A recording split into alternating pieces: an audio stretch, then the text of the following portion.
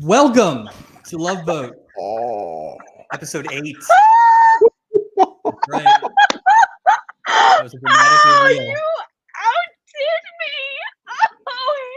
This Oh, is the 8th Wow. episode of season 1. I'm your host this week, obviously, Mike Robertson, along with co-host Mike Taylor, and our special guest this week, Tanya Fortier. Thank you for joining us. Thank you for having me. So Wow, these always I'm start impressed. with the- wow. We always start with the initial question. Ton, have you ever been on a cruise? I have been on a cruise. Whoa. You are our first Yes, guest I on have. the cruise. Tell us. My 17th birthday, went on a cruise to Bermuda. Made out with one of the guys. Of course you did. Of course you did. You're on a cruise. Of course I did. Of I'm course you did. 17. We're in Bermuda. What do people do on boats? Yeah. How many days was the well, cruise? How long was the duration? I want to say, 17 was a long time ago, guys. I want to say that it was like 5-7 days. I was with my mom, dad, and one of my sisters. So my sister and I are 2 years apart. So her and I hung out a lot while my parents just kind of did their thing. But on a boat, you are legal to drink at 18. But since I was with my sister, no matter where I went, they were serving me alcohol. They didn't care. So I was 17, 1992 or something. Wow. So. Okay. And that seems to jive because there's a lot of booze in this episode. Yeah. Like a lot specific of booze, like actual drinks. But also, I guess that you really can relate to the story of the child on the boat. No. No? You don't think it's the same story? I mean, well, I don't know. I think there's a lot of differences between me and the child in the episode. You and the but we can get runaway into that was like 8, of the indeterminate age. You didn't see I really think he wore better jewelry than me. He had really was. nice rings. He had a lot of money. He had a lot more money than I had as a kid. Theodore Dennison Jr. was well put together. All right. So this is episode 8 of season 1, titled Lost and Found, The Understudy, and Married Singles, which I guess are good titles. They at least were explainable. We'll get into the ridiculousness of the storylines. These shows originally aired on November 19th, 1977. Mike, as you always enjoy, we see what was on elsewhere. It's the usual: Carol Burnett, probably The Flyers. But there was also a TV movie starring Frank Sinatra. Contract on Cherry Street. Ooh. The partner and best friend of a tough New York City police detective is murdered by killers working for the local mob. Perfect. Infuriated by the inability of the police department to bring the murderers to justice, he decides, with the help of a few of his fellow detectives, to operate on his own, using whatever means necessary to destroy the gang. I'm surprised anybody watched The Love Boat if that was on. Like I almost wanted to do a show on that. What are you people doing? Yeah, Old Blue Eye sounds really spicy there. I mean, I don't know. Apparently, it's kind of slumming it though for Sinatra to do a TV movie, right? Like, I mean, or was it a He had TV how movie? many Or was wives? it a TV movie? They made a big deal about it being a TV movie. They probably paid him a ton. They proved like an ABC special. We'll Yeah. bring you back. You sing in the holidays. Like it's a whole thing, you know. Yeah. Make him dough. So despite that counter programming, we press on. So the stars this week: Steve Allen, Polly Bergen. They're the married couple, Derwood and Maisie, who are swinging. Sandy Duncan, Joanne Harris, and Jim Stafford. So, Ton, did you know any of these people at all from anything else? Well, Sandy Duncan looked familiar, and then Buddy told me the story about, the eye, and then we had to look it up, and I was like, okay, and I don't know how she lost her. I don't even know why I'm laughing. It's a horrible thing to laugh at. I'm just, I guess, like nervous to talk about. I don't know, but I knew, I think, who she was, but I mean, it was 77. I was born in 74, so that's a little bit of a... if you met them personally. I mean, had you seen them? No, I mean, like Carol Burnett. Like if Carol Burnett was on, but no, I haven't. Yeah, I didn't. Mike, anybody ring a bell Oh, here? a few of them here. I mean, number one, Sandy Duncan. And I just remember the Wheat Thins commercials. Oh, right. I remember it was a big deal that she played like Peter Pan on Broadway, which as a young boy growing up just confused the crap out of me. Like, if Peter, I didn't know what was going on. And about the eye thing. So I have been following this controversy for years. As a kid, I was all about it. There was no Snopes, so you just had to develop theories. My theory was this whole time she had a glass eye. But she doesn't. She lost the vision in her left eye, but the left eye continued to track with the right eye. So she didn't have it removed. She just couldn't see anything. Well, that's good, I guess. The only other thing is I had something special about James Bond III. Not credited. Not credited, which I think is what he was the star of Lost. I mean, there was 3 main characters in Lost and Found. How do you not? I credit him. So I never actually hang around to the end of the credits. I had it on rolling, and I accidentally saw he got an introducing at the end, but not in the beginning. So is the fact that he is named James Bond III the reason he is not getting introduced? Is there is Ian Fleming like shutting that down? Or? I bet this role is for Gary Coleman.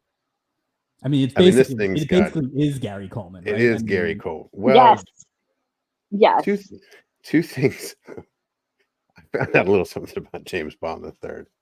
It's a little silly. So, James Bond III went on to write, produce, direct, and star in a movie in 1990 by the name of Death by Temptation. I love a movie synopsis. This is just a brief vision, a brief glimpse into the James Bond III vision. An evil succubus is preying on libidinous black men in New York City, and all that stands in her way is a minister in training, an aspiring actor, and a cop who specializes in cases involving the supernatural. Starring James Bond III, obviously, Kadeem Harrison, Dwayne Wayne, and Daniel Jackson. Really? Yes. Yeah.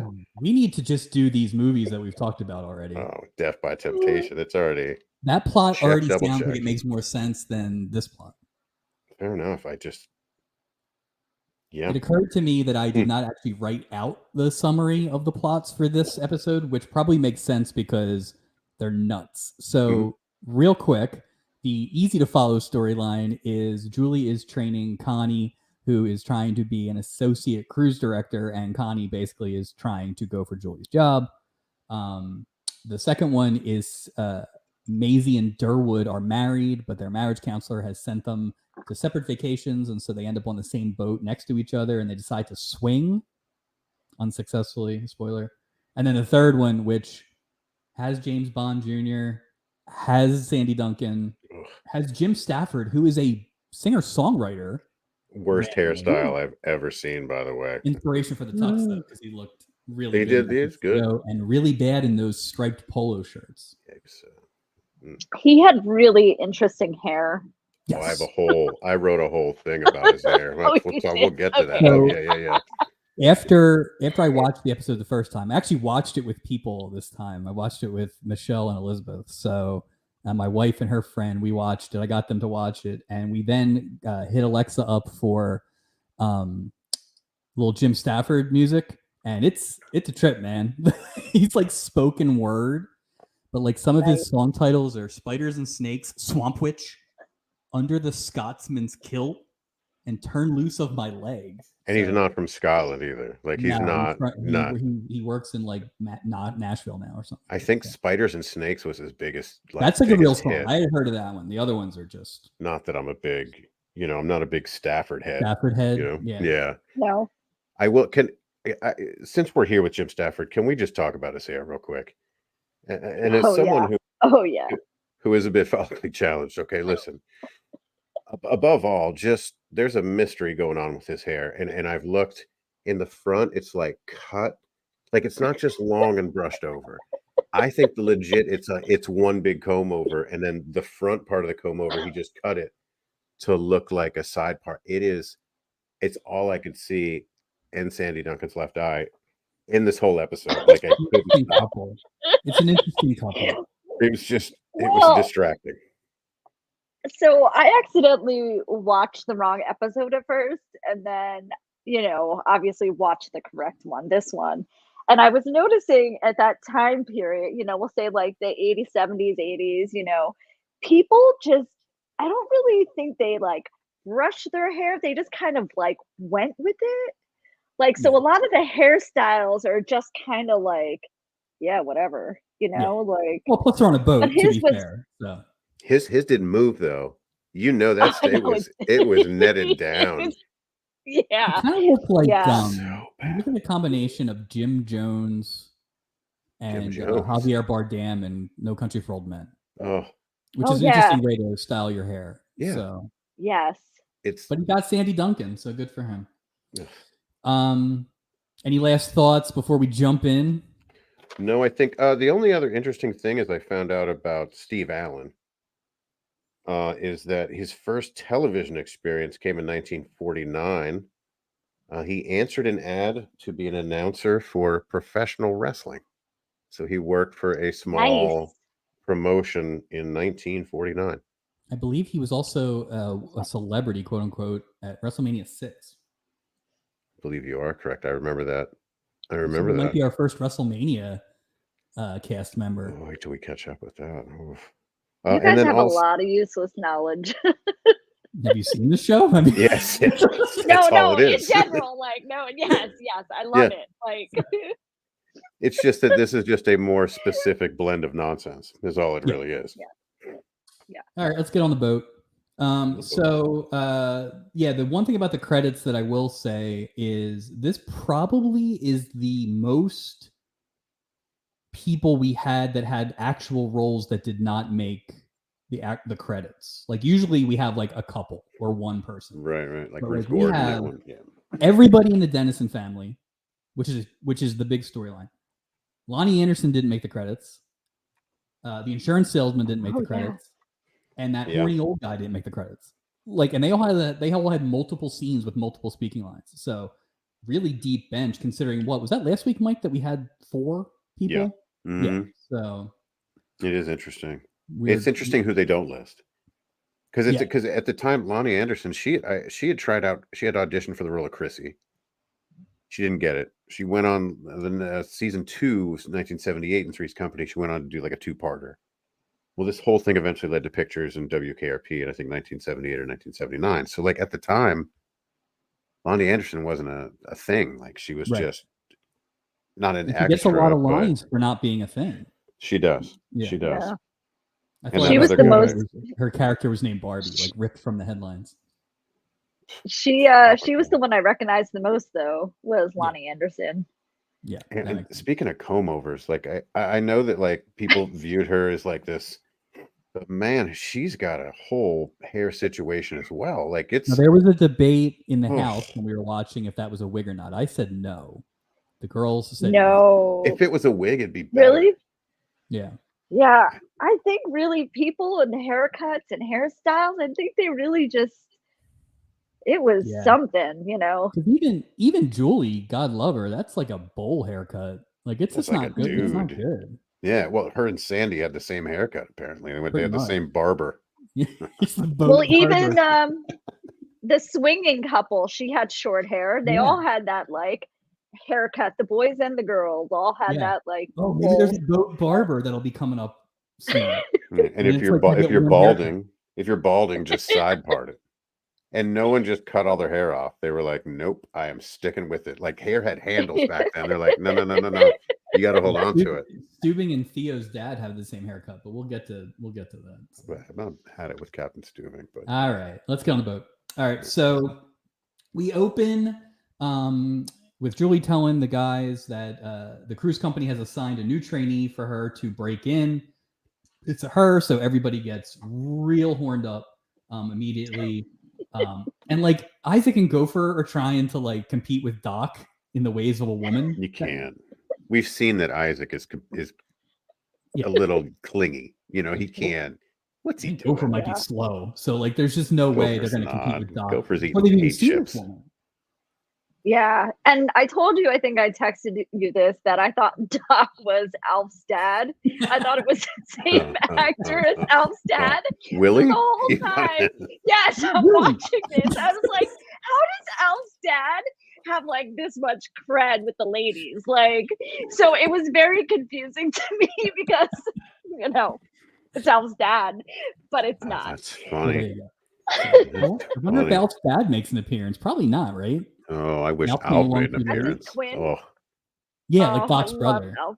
Yeah. Yeah, that Oh, would I be loved Alf. really, yeah. See, you could see how, you know, looking It's at not that, crazy. It's rewatch not it. crazy. No, It's not crazy. next time you watch a next episode, just be like, you know, that does look like Alf's dad. You said Alf, and immediately somebody said twins, and I thought, what about Ralph and Alf? What if Alf had a twin? Like, hello, get him on the boat. Like Ralph, Gordon Shumway's brother, Ralph. Yeah. They both eat cats. That's Oh, ridiculous. Love it. Willie. Oh, yeah. Oh, Right. So they still haven't seen this Connie yet, and they're already like All roomed So up. good for them. Yeah.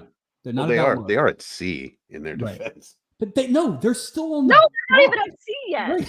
Fair enough. They haven't even They're left yet. docked. They're Fair in the enough. water, like Fair enough. like the Moosaloo. They're just They're sitting attached there to right now. land. Yes. Fair enough. Fair enough.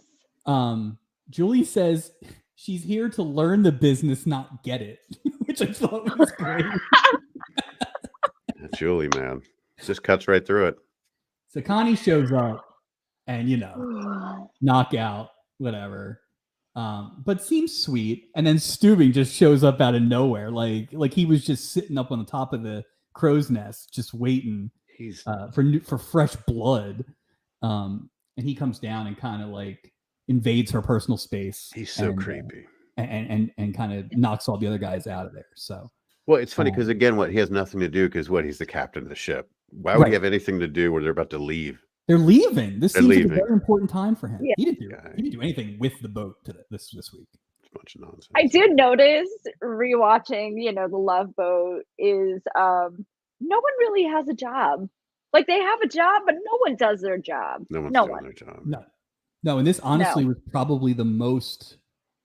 Isaac did a lot of bartending this week. Yes. But like Julie, she wasn't even planning anything because that woman kept stealing everything. She's so vague. Her job is so vague. There's a clipboard. Well, we dug into that last week. And then we got some more information. So the first thing Julie starts to train Connie on is how to check passengers in. That's right. They don't give us much, and all they say is make sure they know what room they're in. That's it. Doesn't say like make sure we get ID or a full name. No passport, no nothing. Right, is that even like a complete set of instructions? No. Like they went to commercial. What? Or they went to break after that. So maybe there was a longer list. But it is weird to lead with make sure what room they get. So like don't have a weapon. That would be something. Yeah. Don't not tell them what room they're in because they might have to ask you what room they're in. So we don't want to have them ask you because they're on vacation. So make sure. The more information you get about the check-in process, the more confused I am. It's too much, man. Yeah. All right. So Steve Allen and Maisie check in with Gopher, and it turns out that they're neighbors on the Fiesta deck. That's all we got so far. And then they don't really explain the swinger story for a little bit. So we smash cut to Richard and Sharon Baker, which is Jim Stafford and Sandy Duncan. Richard Baker is actually from the same hometown as Julie, and they're kind of kibitzing about that, and that's great. Now, again, how they know that, because it's not like she checked ID or has an address of where he's from. So is that a mandatory? Is it on Julie's name tag? Like, how sometimes in like stores it'd be like Melanie, 7-year veteran at this store, originally from Manitoba, like whatever. You ever seen those? Like, is that how did they know? Maybe she has a Forest Grove look about her. And that's how the smell of it. A smell, yeah. Something. Maybe it's the haircut. Maybe it's the haircuts. Or she saw that. Maybe it is the haircuts. Good call. So, okay. So this is the first. That makes sense. This is the first fork in the road for Connie. So as Sandy or as Julie and Jim Stafford are talking about Forest Grove, Connie comes over and asks if they have any kids and asks Sandy Duncan this directly. And Sandy Duncan just collapses and runs away. And it turns out that they had lost their child. We later find out that the child had died. But yeah, very, very, very deep for a Love Boat first 3 minutes. Very interesting. But the question is, did Connie know that they had a dead child and brought it up? Or was it just a coincidence?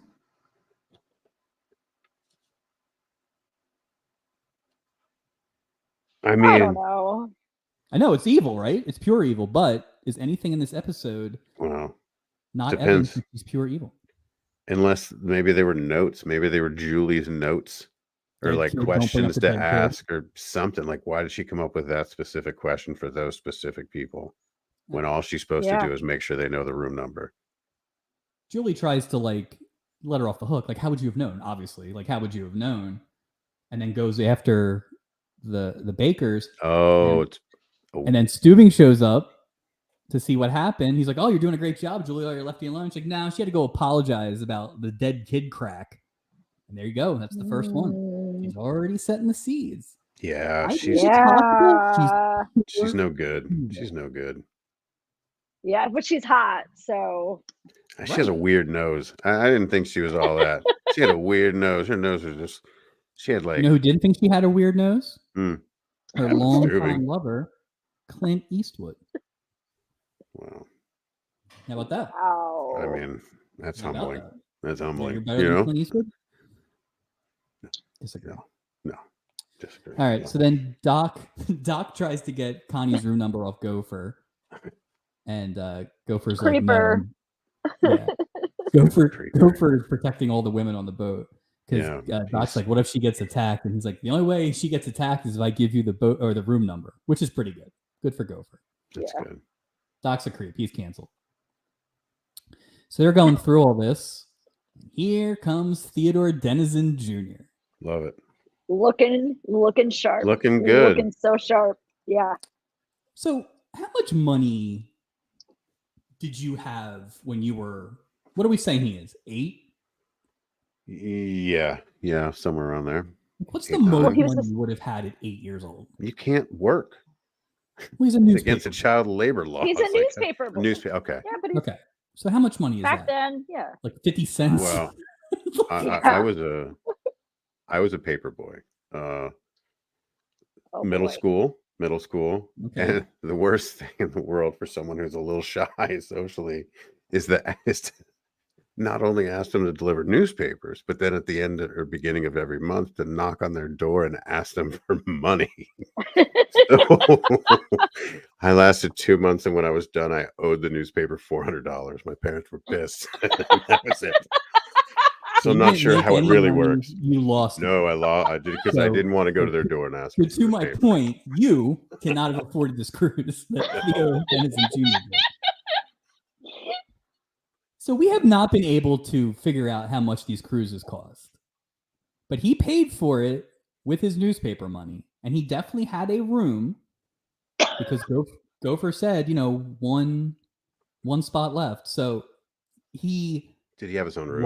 How did he get the money to the boat? He had his own room too. Right. Because he was next to a couple that were like on a vacation. Right. So I'm sure it's the equivalent of that. In Barry Keyes' room. Or Doc's room. No, he wasn't sharing a room. Right. He's a little guy. They could have put him in like a closet. They could have put him in that closet where everybody gets changed. But apparently he bought a full price ticket. Child in 1977 transfer funds to a boat company. Well, it's not like he has a pool of everything years. Was cash. Made it. Yeah, everything was cash. So it's and maybe he went down to the docks. Maybe his paper route was part of where they docked. Maybe that was part of his paper route. This is a long con. Then. It is a long con. For a long time. Yeah. Maybe he delivers newspapers to the cruise ship, to the Love Boat. Maybe it's a Breaking Bad situation. Maybe he's delivering a little more than newspapers. How else could you afford that? Coming in, he's got all the latest like electronics, like what? Cocaine in the cheesesteak. Cocaine in the cheesesteak. But you're talking about 1977, right? People could afford a lot of things back in 1977, right? The newspaper was king back then. Yeah. Yeah. Like this runaway child. I wonder if he was on the front page of the next day's paper. Who delivers that one in his neighborhood? Nobody. Right, Sad so, face. so somehow he's on the boat. Doc and Gopher, not the people that should be handling this crisis at all. No. It'd be like you two handling it. Pretty much. Yeah. And- Yeah, it would be you two. Like, hey kid, what's up? yeah. So the kid's not giving up any information. No. He's from Stockton. That's all they give him. And they It's figured a out rough that area, his too. last name is Dennison. And like this goes back to the technology questions we always have. Yeah. They can't call the parents. Yeah, because the phone. The phone doesn't work until they're out of port. So Makes no sense. We've so talked the about phone this. doesn't work when you're on land, but then automatically works when you're in the water at sea. Is there a guy with a wire? Like, how else would it work? Because you didn't have You would you think it would didn't be have the that opposite. technology. That's what I thought. I figured Maybe it was like communication. like truck drivers, like what were they That's called? what I'm Like, Like you like a know, CB. yeah. That's maybe what I that thought. was- Phone calls when you were on the boat when you were 17. Yeah. Did you make any long distance phone calls? To Stockton, Yeah, California. just stop. No, Any? I Did you call don't- home? No, I was with my parents. Oh, No, I don't even remember phones being on the boat. because I would This is assume. the first like not There Captain was a Stubing making a casino. phone call reference to a phone. I could see like internal. Like Like an room inside service, line. like a Yeah. hotel, because it's a Right. floating hotel. So maybe it was something with the CB, and maybe there was so much interference. I don't know. I don't know. It's weird. Oh. Like there That they because you don't couldn't see a lot of put it in the technology on this water. boat. Do you think it's all like fish phones? Like they need the fish to make calls. They just vibrate it through the sea. Or they have the Like cups little- in the string or something. I don't Yeah, know. like little They mermaids. just have a guy with Or they phone just wire have off the shells back. up to their ears. Yeah. That's what that whole message in a bottle thing is. They just send hundreds of them a day. So Yeah. they're SOL because the boat started. So let's take Mr. Dennison to his room. And then they do this weird, like, Fat Albert cartoon strut to the elevator, which I don't know what that was about. That was a Okay, weird way to end. I feel like we need to back up a minute though. Okay. So the kid gets onto the boat, right? And he just hands them a note. Let's talk about how they just hand them a note having parents' permission. Right. I don't think they Like- accepted that though, right? Who? Well, they're reading it and they're like, "Oh, it must be good." And I mean, like, they let him on the boat. but They I didn't gotta Yeah, kick but say, him anybody off. can get on the boat. But I don't know that they would have let him on the boat. They just he timed it out perfectly. He didn't show up till the last second. right, but that was like a legit thing though. Like in the 70s and Yeah. like growing up at that time, I would have to go grocery shopping, okay, for my mom and write checks. And she would just have a note saying it was okay. Think about like, did you ever have to go to the corner store for your grandma and get cigarettes or anything? Yeah. Scratchies. And like back then, it was kind of like if you had a note, it was like, okay, cool. You have a note. You can do whatever you want. And it Like, could be the same note saying it's okay for Michael to pick up these bub for me. Like, and you go, same Yeah. thing, and then they know you and it's no big deal. Also But to take notes this are a thing. cruise to Mazelton. they were, huh? I'm saying same thing. Give me a pack of Luckies. Take this trip to Puerto Vallarta. Same Same thing. Same I'm just thing. saying, I think the note held a lot of power. I'm sorry. I just had to bring that up because I was like, wow. It I mean, definitely. it's as decisive a document as anything we've seen in the check-in process. I mean, honestly. it's his passport essentially. Yeah. I mean, like, here we go. I got my mom stamped it. That's sort the of. other thing too. Yeah. Does this kid have a? What are the law? Is it international waters, and so it doesn't matter? Does this kid have a passport that he can go to these other countries, or does it not I don't matter? think if you don't get off needed the it boat? back then. Back then, I didn't have a passport. All we had to have was our birth certificate. And I think because of my age, a birth certificate and like a photo ID. So this is 1991 or so, 92. So And that's all I needed. I did not have a passport until I was in college. Okay. it was different. So just think about different. the 70s.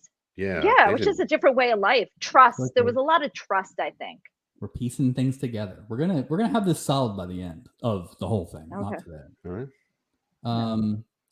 Durwood and Maisie are married, and they're taking separate vacations on the advice of the marriage counselor. I wonder if it was the same marriage counselor from before that we've seen on the Oh, the one show. that ruined another marriage. Right.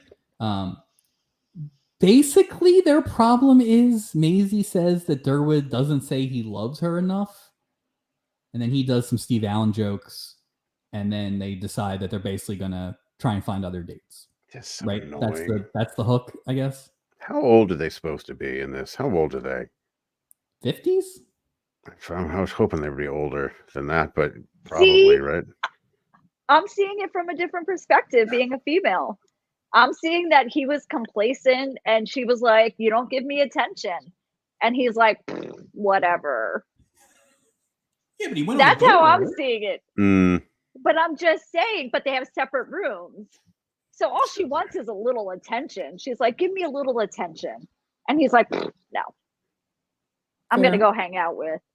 I don't know. That's how I saw that scene, but go ahead. Fair. See, this is why we needed to have a female on. This is Yeah. the perspective that we weren't going to be able to offer. Yeah, because I'm oblivious to it, but I see your point. I see your point, though. Yeah. Like, if we've established nothing on this show, it's your obliviousness to female issues on the show.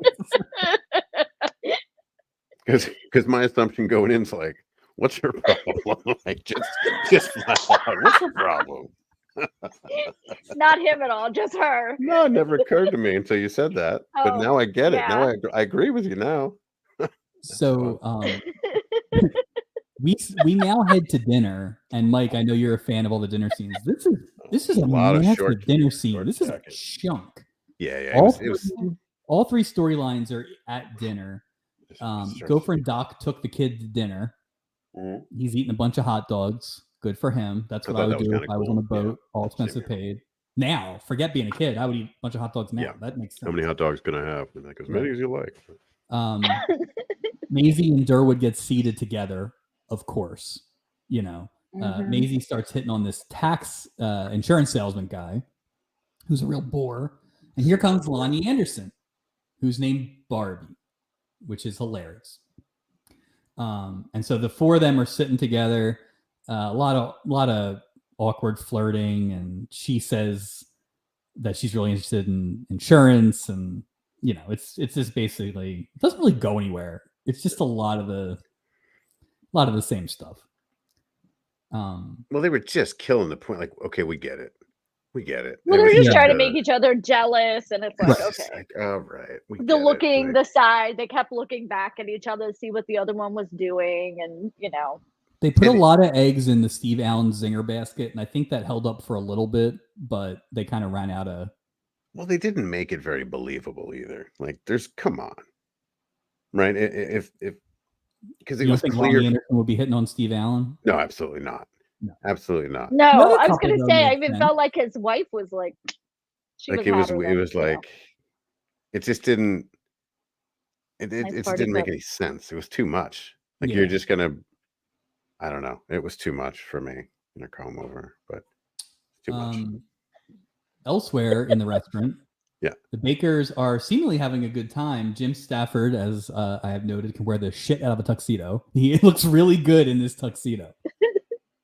But Sandy Duncan hears Theo's laughter miles away. Like, we've discovered this is a very big eating hall. And she hears him like he is right in her ear. Like they're eating in like an airplane hangar. Right. It's amazing. Right. Sound travels. The ceiling must be enormous.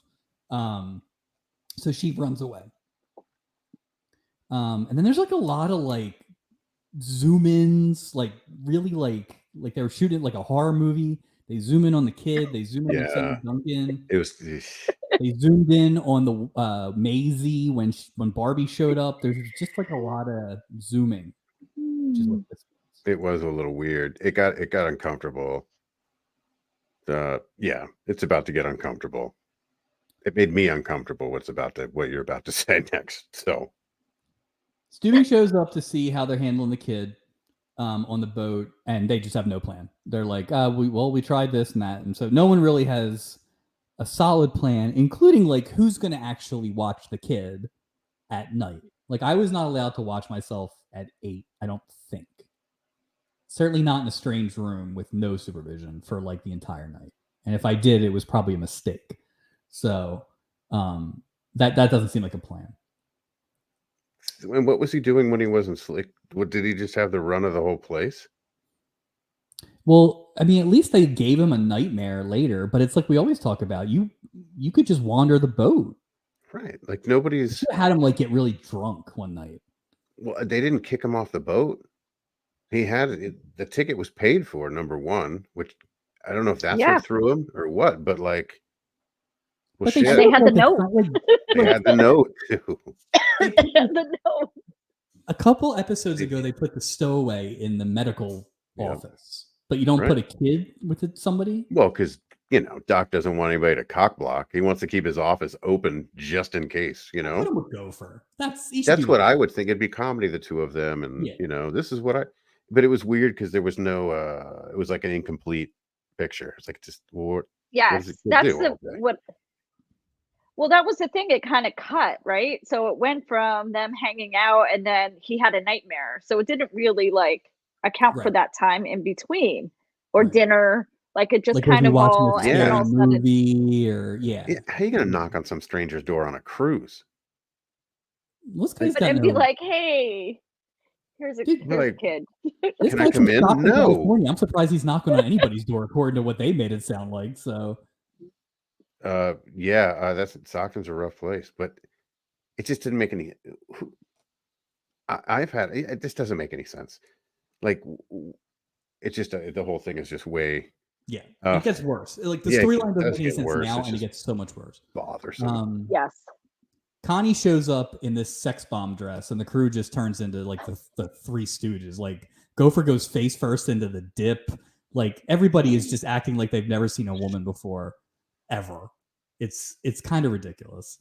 And then Stubing kiboshes the outfit. I think he said that I've seen survivors at sea with more clothing, and sends her on her way. But She's wearing sequins, red sequins. She There you was go. wearing red sequins. Yeah. But Connie makes sure to pin that one on Julie too. Yeah. So that's two things. Just she's a craftsman. She's got a craftsman. plan, and she's making it work. And so Yeah. far, it's working well. Mhm. But who's hiding behind to hear all this stuff is Isaac. So Isaac gives one of those Good like, old Isaac. looks, and then they go to commercial. So Isaac was at least the first one to kind of realize that she was up to something. Made me feel better. Yeah, that was a good solid move by Isaac. Because you know what? I was like, I know he's gonna say something to her because he's a Yeah. good friend. He's a straight shooter. He's a straight shooter. Plus, we know Isaac's not going to do anything based on No. the first time we saw him try and hit on somebody. So Yeah, he's got no it chance. didn't go well. Yeah. All right. Act 2 begins with the swingers. They're still swinging, but it's not really going anywhere. It's kind of what we said. Barbie says that Durwood reminds her of her dad, which, ouch. Like that's not going well for Steve Allen. But he wasn't even paying any attention to her at all. Like No. he just it's not. Again, that's what his wife was complaining about. Oh, so maybe he's just got he's incapable of feeling. Oh, see, I thought he was distracted by his wife doing what she was doing, thereby ignoring Yes. what's her face. But he was Yeah. still doing Yes. the same thing, Same essentially. thing, right? Yeah. He should be like, look, you're 60 and I ignore you. Look, she's like 20 something. I ignore her too. Don't feel bad about it. You, it's me. It's not personal. I ignore everybody. Do you think that he would have paid more attention to Bailey Quarters?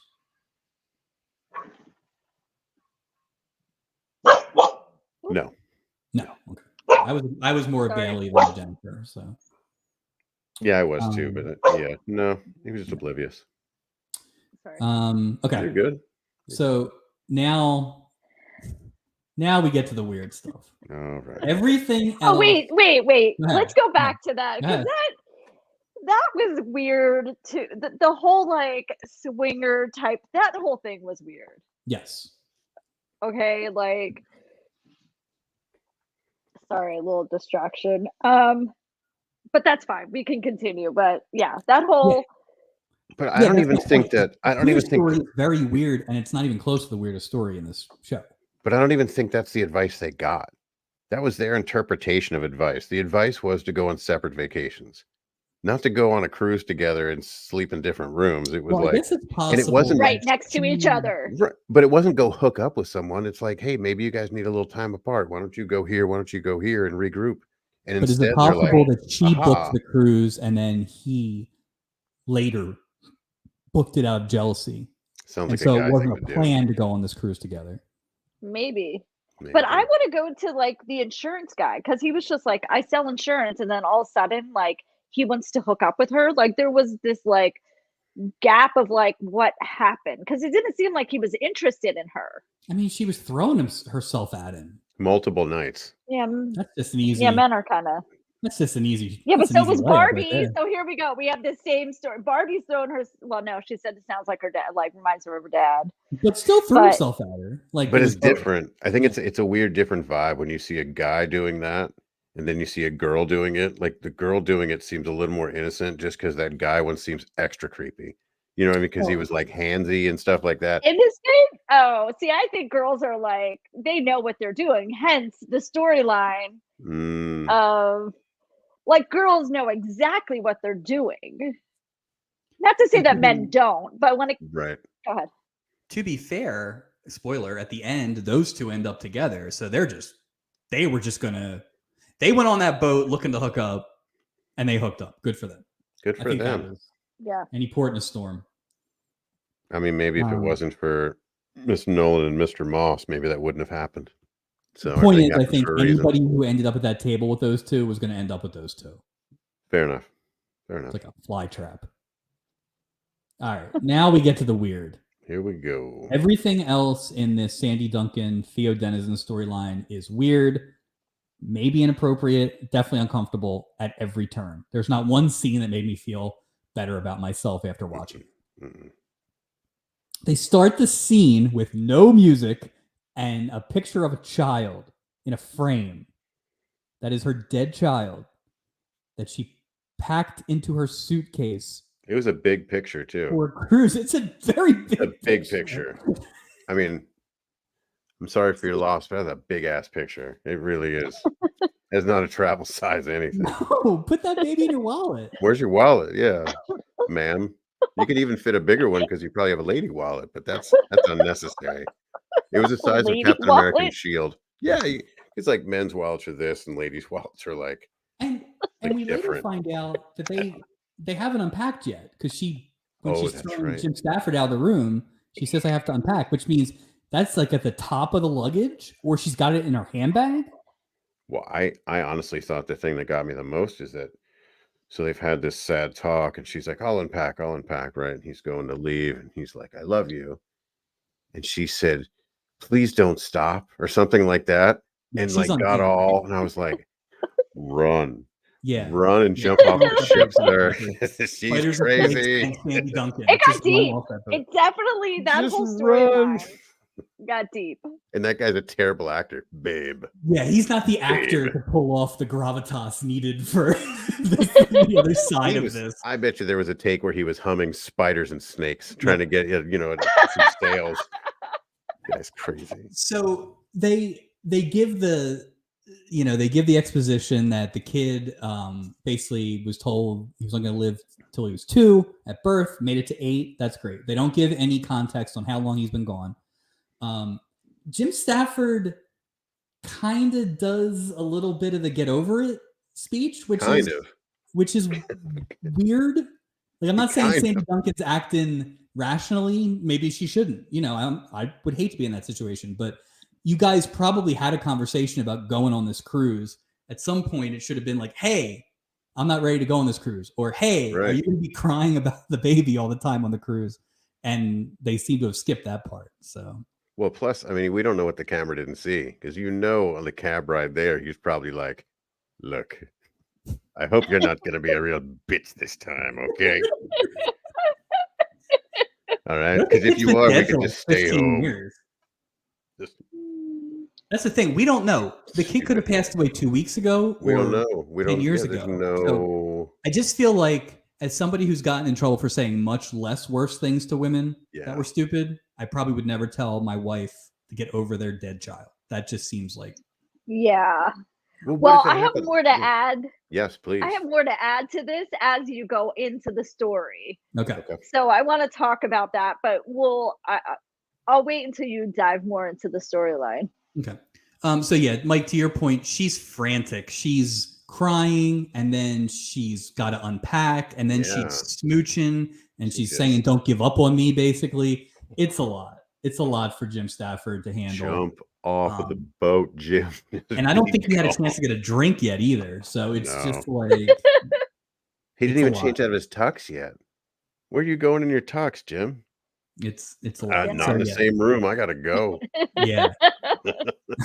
I gotta be anywhere else.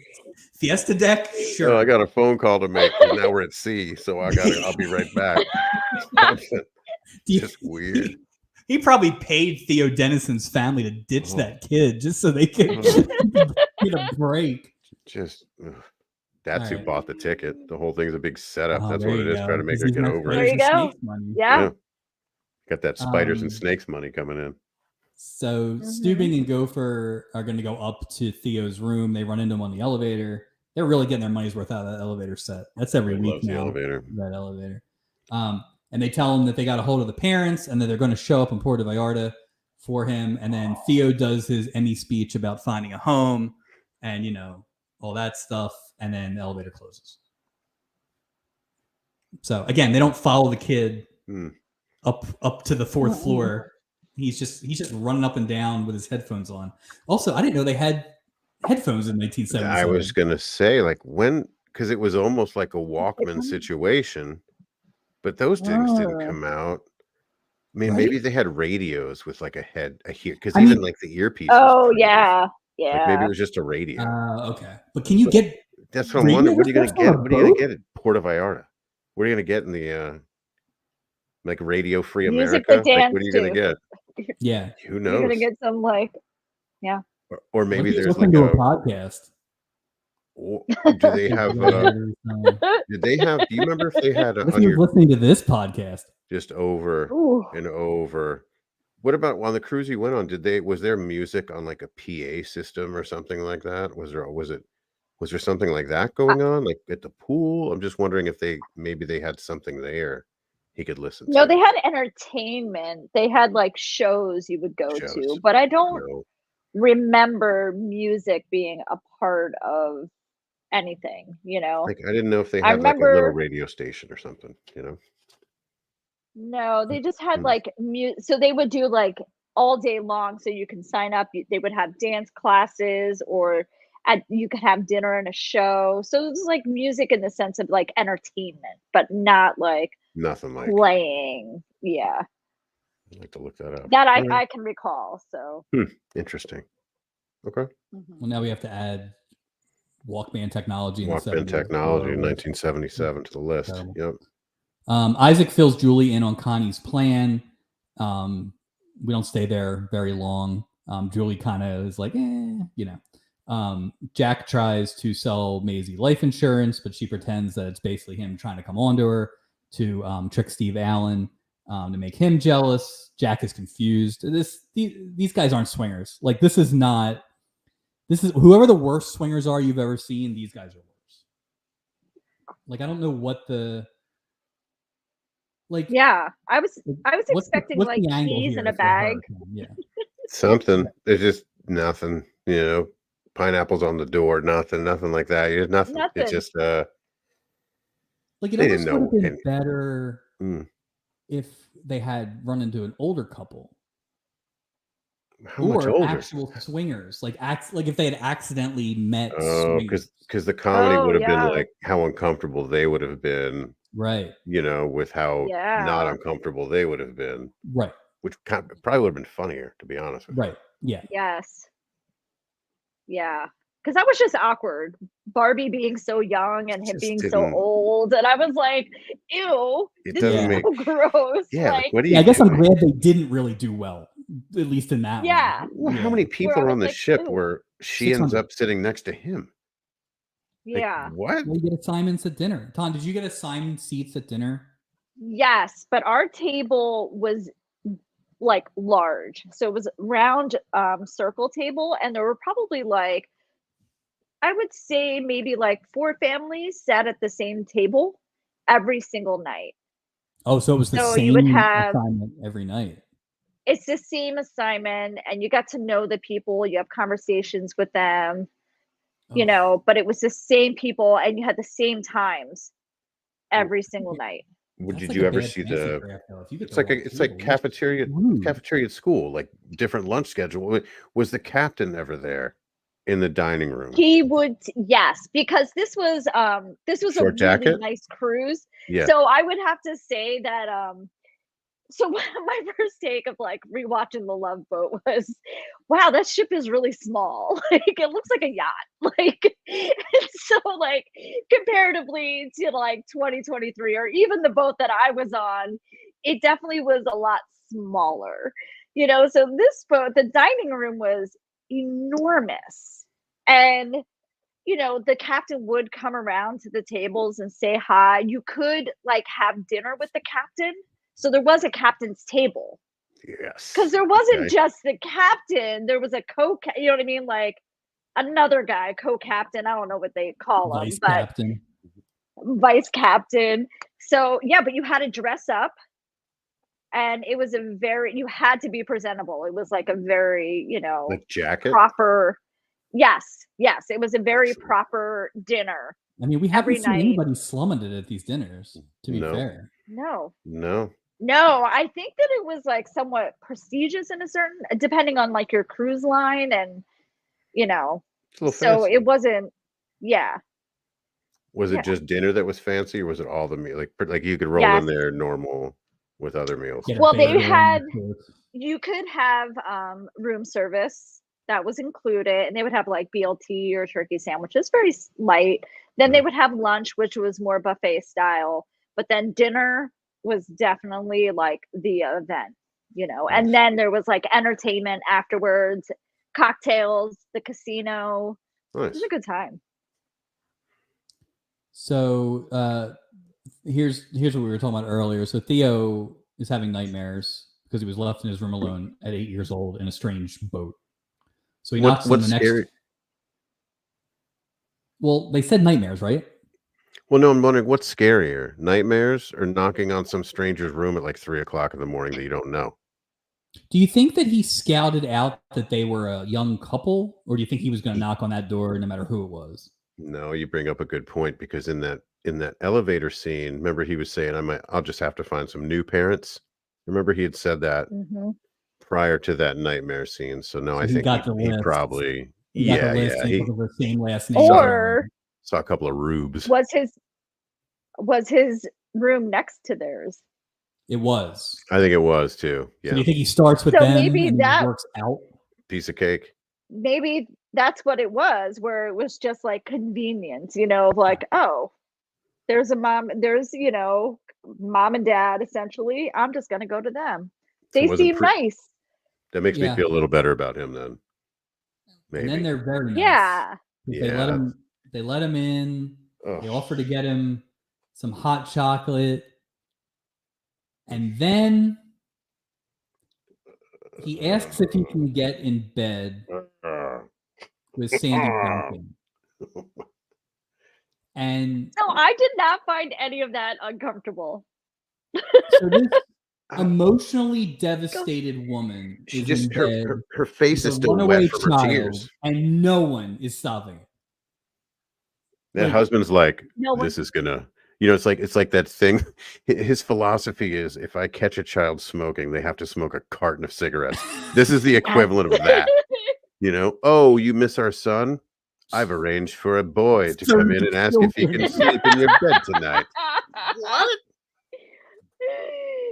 Tom, So you did this not is think that was weird that a strange child crawled into Sandy Duncan's bed less than 3 hours after this child's laughter brought her to emotional devastation.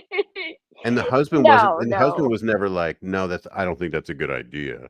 He was just Yeah, why don't standing we there sit like So- a dummy. You can sleep on the I futon. think what I was most uncomfortable with in that entire scene, if you noticed, is the boy is talking to the essential dad, bad hair dad, right? Mhm. Not once does Sandy Duncan get to have a say in anything in any of the dialogue. Right. It is just a conversation between the boy and the guy. And so I was more uncomfortable that she just sat there like, okay. And this is what I wanted to talk about when you were, earlier was like back in the 70s, I don't think women had a lot, not to bring it down or anything, but didn't really have like a lot of power or say in things. They just kind of did. Like if a husband was like, stop doing this, they were kind of like, okay, I don't really have a choice. Like, So in no, real Fred. life, I think you're 100% right. But oddly enough, on this Yes. show, we have found it to be incredibly female forward. Mhm. It is a strong female character driven show, believe it or not. But I hadn't Really? seriously, Mhm. like really, like to the point where we've marked it a few times. Do you think she was being quiet? Because it didn't feel like he was running her over. I know what you're saying, but do you think she was being quiet because she was like taking it all in? Like, oh my god, I can steal this child. Like so. No, I think that she was just sitting there like, whatever he says, that's what goes, like the whole time she just sat there and didn't Oh, say a word. that makes it worse too, that she's just And taking it. then, Like, I don't want this child to sleep next. How old are you? 8? well, no, but then Just she's tears. like, Just and then she's like, yes, of course, she has that loss. She wants, the child, being a female. And, I come across, this situation of kids being somewhat lost, like just being in education, like of being lost, that I don't find it weird because kids, they're kids. They don't know any better. Like, Right. how old is he? 8? yeah, but what if Just it because was a he's smart enough to two-part? get on a boat doesn't mean he's emotionally developed. What? Like well, I'm saying, like, No. it's a two-part like transaction, right? The first thing Yeah. is like, hey, I'm lost, right? Okay, I get that. And then the second one was, hey, can I hop in bed? Like, what? What are you talking about, Do you dude? think? What? So you think if I call you had security. stopped the scene before Theo asked to get into bed, Sandy Duncan would have been like, "Get this kid out of my room." No, I think the guy. No, I think Look, she would have been. Go ahead, Mike. no, I'm just saying if I'm him in that kid's room, and I'd be like, man, you better get out of here. Like, I don't know Really? you. I'm Because sorry you I haven't. think he was Yes. like, I think she was more like, this is going to shut my wife the F up. Yeah. So go ahead, Hey, give I her got some you a love. puppy. I'm going I'm to the out. bar. Yeah, that's true. He's like, I'm out. I'm out. You got what you wanted. I get what I wanted. See Was he ya. still in his tuxedo at that point? He was. He was. Yeah. Doesn't he leave at one point? He's always leaving in that He's always tuxedo. getting out of He's there. got things to do. And that hair. Ugh. He's brushing his hair He's somewhere. just making sure it's never moving. Oh, now I'm fascinated because you're Yeah, right. now. It does make sense from Jim Stafford's point that it's like, okay, I tried to do the cruise thing. I thought it was gonna be okay.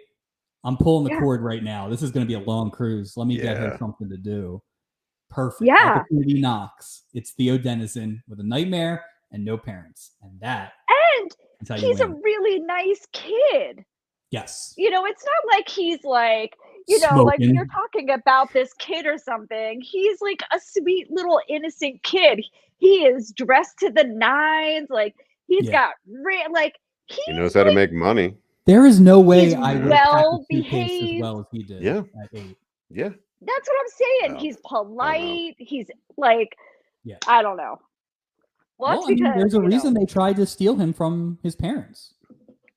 He's a good kid. Well, did they steal him or they just kind of? And that's a whole other thing too. Is Oh, listen, I know how it ends. They would have taken that kid, or Sandy Duncan would have taken that kid. No. Oh yeah, no paper. Were there? They would have gotten off the boat in Mexico there's nothing with in that the laundry kid. bag. What are you talking about? Yeah.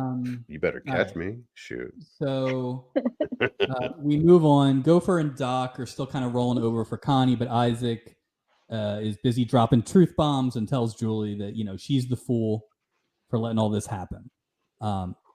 Julie, for I think the second week in a row, after I just said this has been a real female positive, strong female lead, she came off pretty weak last week with Barry Keys, and now she's coming off kind of weak in this thing too, kind of the whole way. I'm not saying that she should have known ahead of time that she was going to get sandbagged, but she really never fought back. That's yeah, right. but I think that but this is the thing about female forward, like cattiness was a big thing, you know, like girls still are catty. I mean, it's changed a little bit, but you know, But that's my I point. don't think She's you not fight being back. catty Like, about it. Yeah, I feel no, like I know, but Julie. the other one, yeah. Oh Yeah. She was yeah, the yeah. bigger woman. I think that's female forward, being the bigger woman, being like, I agree. Well, I there you go. agree. There you go. I agree. I think it reinforces something we've talked about for almost every episode, that Julie, number one, that this show is all about Julie. Like Julie is the star of the She was the show. star of the show. Yep. And it Mhm. not only, it wasn't just Julie's actions, you know, in her character this episode, it was also the captain being so creepy again. Like Mm. they just undercut that character so much. Like he sent her roses and he's talking about it's inappropriate for you to be wearing this, and we're like, you sent, He's or mixed maybe he messaging. didn't, I don't He's know, like definitely maybe mixed messaging. yeah, but it's just weird. Like I don't like that they're not consistent with like his integrity level. Yeah, I think he Like, has a it chemical bugs me. imbalance. That's my new theory. It's just, and the He's hat definitely- inside, it's a whole thing. Short coats. I don't know. I just think that, yeah, Julie's the star of the show. Julie's the Yeah, she was very professional yes. with all that going down. She was just Yeah. like, I okay, wouldn't have and, been that you know, professional if somebody was overtly trying to steal my job like that. no. Yeah. Just throw her off the boat, you know. Right. Bye. You know. All right. So we end up on the deck, and this is where Isaac comes to shine. So here is a list of all the drinks that Isaac served Excellent. in this episode. Love it. Great. 2 tequila sunrises, Mhm. a Tom Collins, Mm. gin and tonic, and a zombie. Now, Tanya, as a former bartender, do you have any idea what's in a zombie? I want to say at one point, but no. I think for some reason I want to say that like Kahlua or something was in Well, it, but I don't. It's actually got a little bit of a hangover cure in here. It's a lot of stuff. Ooh, tell me. 1 ounce lime juice, 2/3 ounce pineapple juice, 2/3 ounce papaya juice, half an ounce of simple syrup, half an ounce of apple brandy, an ounce of black rum, 2 ounces of gold rum, an ounce of white rum, Ugh. and half an ounce of 151. Oh, it sounds like a Harrison. Just kidding. Right. You know what? You don't get to order that on the boat. That's like 19 bottles I have to get out to make that drink. There are no zombies on this boat. I always thought Yeah. You can have scotch. or a whiskey sour. I always come thought on. that you could do I always thought that they were cranberries in a zombie. This was the zombie that I found online. Maybe there's multiple zombies. That just seems like an excessive amount of stuff to put in a drink. And It you're not sounds going like to a Long pre-make Island. it. Yeah. No. No, I was saying cranberries Yeah. because they released a song called Oh, Zombie. you just blew your joke. Now You I missed get your joke. Oh. I was just gonna walk away slowly, and I went, you know what? No, I'm coming back.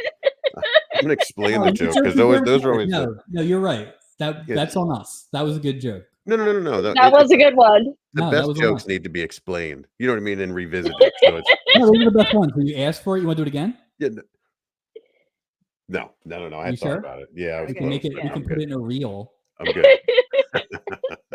I can just put zombie right underneath it. It'll be great. Oh my gosh. Follow us on Instagram. So Steve Allen hits the deck, and this is the best part of this whole storyline. Is they come in just zinger, zinger, zinger. So Steve Allen says, "I didn't know they made orthopedic bathing suits," which That is was great. funny. That was funny. Yeah. And then Yeah. he's like, "I'd love to stand here and watch you dry out." Funny. And then she makes some crack about how it's a siesta and a fiesta, which means one drink and you pass out. Like they're That was just funny too. they are the Lockhorns this week, and they are Yeah. doing great work. And it really kind of, that's it. That's kind of it. Yeah, that was that was the end of it being really interesting to me. What was that? That and Steve Allen's clothes. He had some shirts. Yeah, he had some shirts, some glasses. Yeah. Too. Some outfits. Yeah. Yeah. Like, Tom, was Cruise wear in the early 90s, I'm sure it was very, tasteful and demure. Was it always that gaudy even when you went? No. It was more like you right now. Very Tuxedo, handsome constantly? and Yeah. no, it was like suit. I remember I had like this velvet shirt that I loved. It was like long. I'm going to Bermuda and I'm wearing velvet. I don't know what I was thinking. That's commitment right there. It's like I was like, but I loved it. It was red crushed, and I was like, it was like awesome. You were out in the town. Yeah, and our server liked me, and we ended up making out under a bush. He liked that velvet. On some island in Bermuda. So there you go. All these poor people in Bermuda walking by this bush that's making all these cranky noises. But I gotta tell you, so let's go back to the whole thing of like the no interest. Like, my parents were there. I was at a club in Bermuda with my sister. My sister allowed me to just wander off with this guy, and it was no big deal. It was just kind of like, okay, just make sure you're on the boat. And there was like all these like drums playing in the background, and I was like, okay, this is weird. I gotta go. Well, I didn't want to make a deal about it, but we found that waiter, and he is joining us now. Joining us live. Yes. That would have been I great. don't know what happened, man. I got swept up in the moment. No, he was Spanish. He was like, no. He did not have a Jamaican accent. I was in Bermuda. What if I nailed it there? That'd be great. She didn't go to Cool Runnings. Yeah. Good try though. Good guess. Good Lord. Wow. My face hurts on that one. All right. So the Bakers say good morning to Theo, and he immediately asks them to adopt him. It's like there's got to be a little bit time. It moves fast on the Love Boat. There is no time or anything. They got 3 days. Yeah, he knows his parents are coming, and he knows that there's time. Yeah, time is finite. Wait, but the parents don't. She keeps him from the parents though at the first stop. The parents they couldn't get there. They don't make it very clear, but the parents missed the connection or something to get to Puerto Vallarta. Oh, I thought that Sandy Duncan was like, "You're not go." I thought it was made to sound like she kept him from going to see that would have been interesting. Oh, I wish that would have been great. No, they just missed the boat. That's what happened. Oh, I gotta rewatch that. Yeah, because I was like, "Oh, that's sneaky little thing." But so, in the course of the adoption conversation, Sandy Duncan explains the concept of death to an 8-year-old that she does not know. And this seems, again, incredibly inappropriate. It's too much. And they all are just trying to set up, so they can say, well, we both kind of need somebody in a way or something, whatever they hit the button on. But I don't know. It's just, these are conversations you should not be having with any child that's 8, let alone not your child. Paint the boat black and call it the death boat this week. Like, come on, guys. Can we bounce back? Can we put a fresh coat of white paint on this boat and try to be positive? Good Lord. Yeah. Why did she even I get it goes back to that whole thing is like, we don't know when this happened. Right. It obviously she's still dealing with it. So it's just crazy. It's just crazy. Then she's on this thing. It's like probably 5 storylines that we've seen so far. Is these people shouldn't have taken this cruise. No. They're not ready for this cruise, ultimately. But if it's so I had I had another take on it too, is the fact that, he's a little black boy and they're white. And so I thought race came into this a lot of like the mom, Sandy Duncan automatically assumed like, oh, well, no one probably wants this kid. I'm going to take this kid. Yeah. Like assuming that he had, just because his parents were getting divorced, that he had such a bad, we know that wasn't the case and stuff. But I was like, I almost felt like it was more like edgy in that sense. Yeah. Oh no.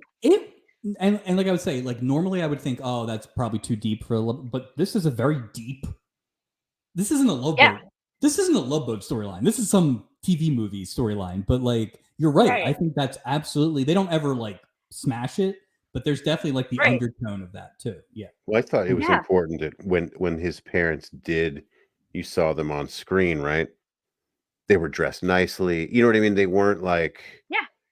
It wasn't like something out of Annie where they like Right. didn't want the kid. It wasn't like Rooster Right. showing up like you know they getting the presented kid and in stuff. like Yeah. So in a Right. nice way, and they were Yeah. like, Yeah. you know what I mean? So it's Yeah. like it was this. No, So like I all said, in all, yeah, maybe they she was landed the thinking that plane too. on it. It just felt Yeah. incredibly out of place Yeah. for this. Yeah, That's totally. It was yeah. unnecessary. They didn't even need to like let's Right. keep it light. Jeez, Yeah. man. The Yeah. Richard at one point explains the entire plot to Sharon about how they missed the flight and then the kid's really not on his own and all this stuff, but she just Mhm. ignores it. And I Yeah. have a note that denial isn't just a river that the princess sails on. So that's what Sandy Duncan is doing. She's just deny, Yeah. which isn't healthy. Yeah. So at Yeah. the end of the day, doesn't this sort of just make it worse for her? Like, you know, they like to wrap up the end of the show with like, okay, well, all's well that ends well, but didn't this just make it worse? Well, if you go Or by was the this the actual She was thing ending that of what, happy. right. If you go by the actual ending of what happened, no. If you go by reality, this is having another child torn away from you. And now you're Right. comparing your Yeah. potential adopted kid to two children, which is Well, Yeah. the other weird thing too is I noticed about when that couple left the boat, he kissed Julie on the lips. Oh, we'll get to the end of that. All right, That sorry. epilogue is It's like what the they do a lot of work in that. Well, epilogue. maybe it was easier, storyline. Like, and I think that I've mentioned this before to you, Mike, is like at that time, I think they were just trying to put like TV was just trying to put concepts out, like things that were happening in popular culture, and they were like, divorce, this is something that's starting to happen. So let's just touch on it. Right. Maybe death of a child, like it even going back to the swinger couple, Mhm. maybe divorce or swingers, like the cattiness. There are all these like subjects that would have been a part of like the culture at the time, 100%. And So everything else that you say fits totally into what we've seen. Death and child death just was like a jump. Like last week or a couple weeks ago, we had an episode about pranks. Yeah. Like, and now we have Light. a dead child and kidnapping, It's a Yeah. lot. the more But good you for know. them. Like I said, not necessarily a bad storyline, just not. It should No, have been just Yeah. like it was a Marcus little heavier. Rowley or something. It was a little heavier Yeah. for a cruise show. Yeah, especially when I could have And been watching maybe Sinatra take out the mob. Right. yes. And I think that when she was giving him back to the parents, it was maybe like their storyline was like, all right, now I get to say goodbye to my kid almost. And she was like happy, where it was kind of like this, Oh, like yeah. getting to say goodbye and giving him back, because Yeah. she was happy. She was happy go lucky after that. She was Some like, sort of closure thing. Yeah. yeah, like let's go party, get that hair ready, get that tux on, we're going out. Can't do So much with that here, though. Am I right? Like, what are you gonna do? Like, I can put a hat I don't on, or I know. can put a hat on. It's just I don't know. So on the much lighter storyline, Julie has this idea for the captain's cocktail night, which is again another new thing, Wild West night, and she has all these examples of what that would mean. And then Connie comes down and has the exact same idea. She told Steubing about it. She's got Steubing wrapped around her finger. And now everybody's kind of like, okay, Isaac was right. This lady's up to something. Everybody's on board except for definitely Steubing, because he's in love, or lust. This is a lust vote. And Julie is still being weird. But Tom, do you know what red eye is? They kept saying red eye. Is that like a Bloody Mary? Oh, red eye is beer and tomato juice. Ah. So is that like a Western themed drink, or is that just I don't know. It's just something that people would order. It's half beer and then half like, V8 tomato juice, Clamato? whatever. I had Yeah. a buddy in high school, just after high school, that loved those. and we used to drive around his Honda Prelude, and he would like Nice. he would crack open a beer, he would drink a little, and he'd be like, "Hey, Mike, can you pour some V8 in this beer for me while we're driving around?" So there were many nights where my jeans were soaked with V8 and, natural Did you light. supply the V8, or did you just have like it at the ready, like in the glove compartment? It was between my feet on the floorboard. Oh, Like, so 'cause it I was don't- warm? Yeah, So yeah, I it don't was mess with warm? it. Well, the beer was so it cold. like The beer warm. was cold, but yeah, But the I didn't juice drink was it. warm. Yeah, I didn't give a Oh, shit. It wasn't for God. me. I don't care. So It's like yeah, when we were Yeah. we had a shore house one year, and when people would come, we told them to bring a case of beer. That would be their rent, basically. And people brought just absolute trash beer. And we had a thing of amaretto. And so what you do with the trash beer is you would take a swig out of the can, and then you would dump amaretto into it to make it taste better. Nice. A Dr. Pepper. Yes. That's what I that remember is. that. Yep. Yeah. Dry Wait, were dry you invited town, my to this ass, beach Ocean house? City, New Jersey. I wasn't invited to that beach house. Were you invited to that beach house? No. I didn't Yeah, know I you. wasn't either. It was like 2001. Still could have know thrown me. out an invite, bro. Just I saying. know, right? Yeah. Yeah. That would But have been really continue. odd. I didn't know either of you, and you were in the military. Just fine. Yeah. All right. Theo locks himself in the bathroom because he thinks that his parents are going to show up at Puerto Vallarta. Turns out his parents did not show up at Puerto Vallarta, which again gives Sandy Duncan kind of false hope that these parents don't exist and she can steal this child. Mm-hmm. Then we smash cut to Steubing's office. There's a lot going on in Steubing's office. That TV makes no sense. Yeah. Yes. I sent you a screenshot of his office. You did. So Yes. So I was going to jot everything down and I didn't, but I know there's a giant TV, which we have discussed. Yeah. It's odd because it's behind him. Mm. Like I have a TV in my office, but it's in front of my desk, so I can mine's- see it when I'm working. Yeah. So, But he's behind me- dealing with people, so they're watching behind him, right? they're If they're watching sitting over in his front of him? shoulder. Maybe it's a cruise thing, like buy into. I don't know. I'm just guessing. He's also got a giant bell. Mm-hmm. He's got what I assume are his degrees, his boating degrees on the wall. Yeah. Mm-hmm. And his hat. It's a sparse office. Like there should They be just more in threw there. that together. The prop department. They're Yeah, like, there should give be me like a hat, a Billy Yeah. Bass on the wall or something. some knots. Yeah. A picture of a You think it would have seagull. been more Not- right? It should have been more nautical, but it was just Yes. kind of like an Something. office you would see like in an office Yeah. building. It Like should look like Misconduct Tavern. Like it should have like more of that. it should have a lot of mirrors. Yeah, should have like, mirrors, lots of- like nets with like Yeah. fake plastic starfish. Like you'd make it look like you'd have like an Arthur Yes. Treacher's. Yes. It's just, Yes, it's and it sparse. just smells like fish the whole time. It's just Nothing. awful. And we spent a lot of time in here. So they had that set ready. It wasn't like just a drive-by. We're in there twice at least. But is his bedroom attached, do you think, to his office? Yes. Or do he has a separate bedroom? No, I think it is. Based on Doc's bedroom being attached to the medical office, I think that's how it goes. Yeah. Fair enough. Oh. The fact that Isaac doesn't sleep under the bar is so sad. Or that he has to share a room with what's his face? Barry Keys. Or at least exercise equipment. Oh my Steubing's on the God. phone with the Denisons, confirms that they're going to meet him up in Mazatlan, which is our second Mazatlan, means land of deer. And he kind of fills him in on the plot that this couple is taking care of him and everything's fine. There's like a thing Steubing says that makes me think like the dad was like, "What? You left my child with these strangers?" But then he gets off the phone real quick. So Theo goes swimming right after that. Basically, Steubing's like, "Everything's great," and then he jumps in the pool. Everybody's having a good time. He gets out of the pool, and Sandy Duncan's like, "Oh, you could be in the Olympics." And then she's like, Theo's like, "Listen, it's too hard to say Mrs. Baker. I don't have time for that. Can I just call you Mom?" Oh. And then she Oh, quickly agrees to yeah. it, and then like dabs him with a towel for like an hour and a half. It's Theo is taking to this mission like Suzanne Summers did that first episode.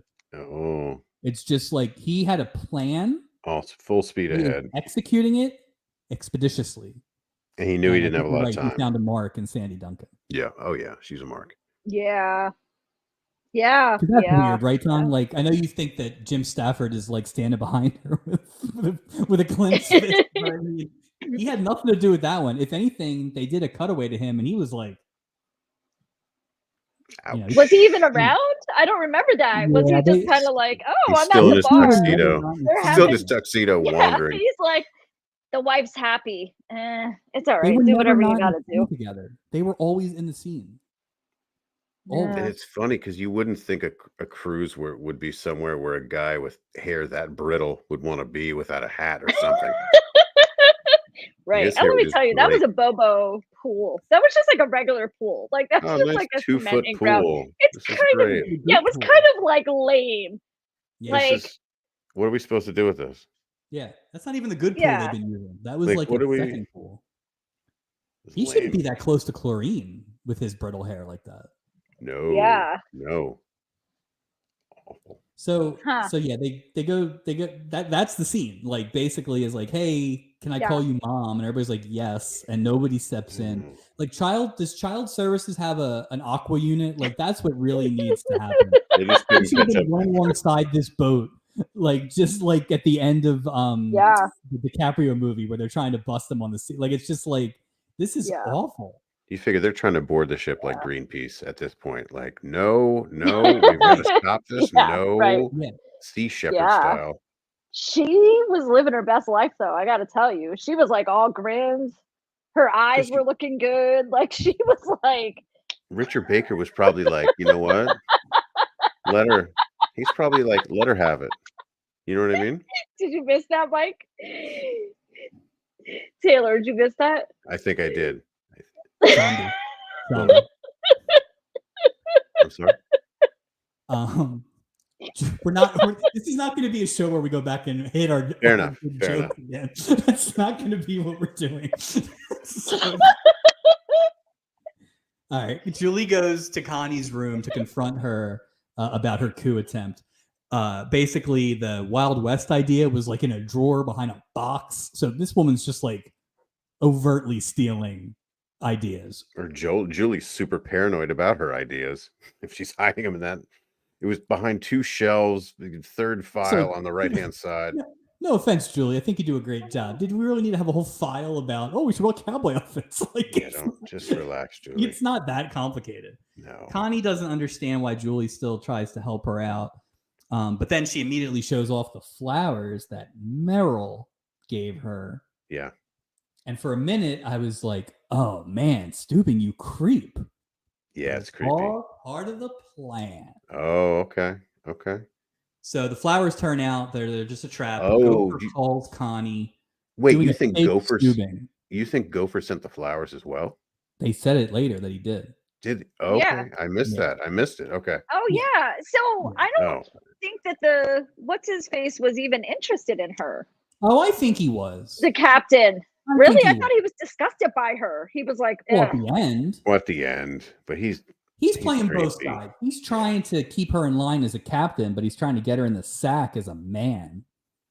Damn. Yeah, I didn't get that vibe. I thought he was just kind of like, really? He's like walking around with her on his arm and everything. I don't know. He seemed kind of. Yeah, but he's the captain. That's kind of what he does. She's like wearing red sequin. She's like the hot thing. Like, so if she looked like the old guy's wife, you think Stubing would have been walking around? No, exactly. Yes, I think he still would have been maybe like, okay. Although Stubing went to, fell apart when it came to John Ritter in a redheaded wig, a few episodes ago. So the conceit is that Gopher calls Connie as Captain Stubing and tells her that there's a special guest, Mr. Humberton, and that he wants her to give the guest special attention. Which is fine. That sets it up nicely. Forgot about him. Yeah. They don't let Fred Grandy do a Stubing impression, which would be pretty easy, right?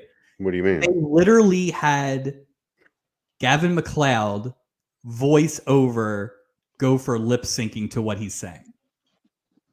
Come on. Yeah, it wasn't, and it wasn't a good edit. It wasn't a good edit either. Like, it's Stubing. Oh. I think you should wear that slut dress. You Thank look you. marvelous. Like, Oh, you're yeah. done. That's all you got to do. Yeah. Like, come on.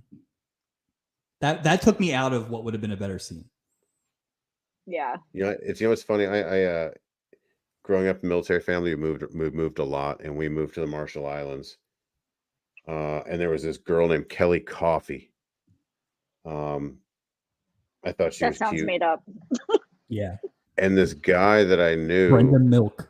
who I like just made friends with, called Kelly Coffee on the phone as me without me knowing it. And like, oh, why don't you meet me at the pool? So I was like, he told me he did this after he did it. So I scrambled, right? I'm just saying this is where somebody doing an impersonation of you can go wrong.